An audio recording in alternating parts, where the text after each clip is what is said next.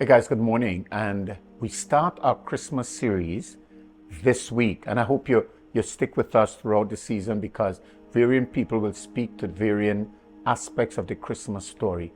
And while you may think Christmas of itself is pagan, let me inform you that Christmas was just an option utilized by the early church to avoid their members from being tempted to go to pagan festivals. So it's like our carnival camp. You can't say our carnival camp in Trinidad would be pagan because we're using it to avoid the trap or the temptation of going to the carnival celebrations.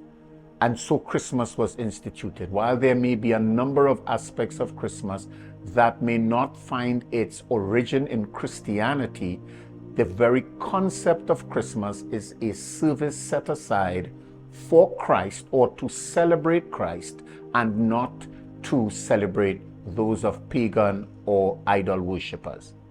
Now, with that said, you find in the book of Isaiah chapter 9, verse 6, it says, "For a child is born to us, a son is given to us, the government will rest on his shoulders, and he will be called Wonderful Counselor, Mighty God, Everlasting Father, Prince of Peace."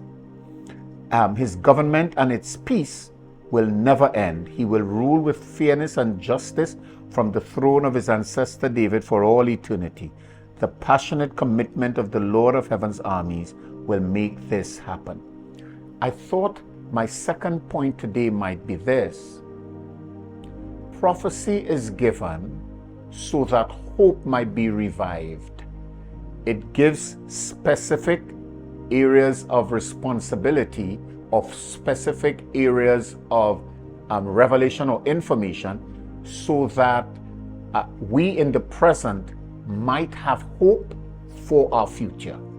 So here this prophecy is speaking to two tribal entities in the midst of a war.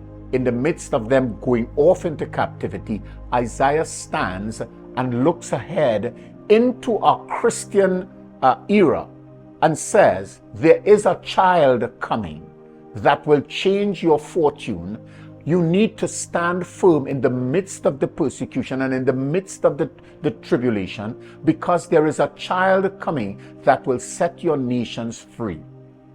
Hope is born when revelation is given. And so hear my admonition to you. Hear what God is saying. He has a plan for your future. And in the midst of a difficult time, He is able to give us a very sure word that revives hope and give us an opportunity to follow Him through difficult times. You may be going through a difficult time. This season, a son is born. A son was given. That son is our hope and our future. Let's find Him today. If you don't know Him, get to know Him. If you know Him, come on, get to know Him better. He is our hope and our future. God bless.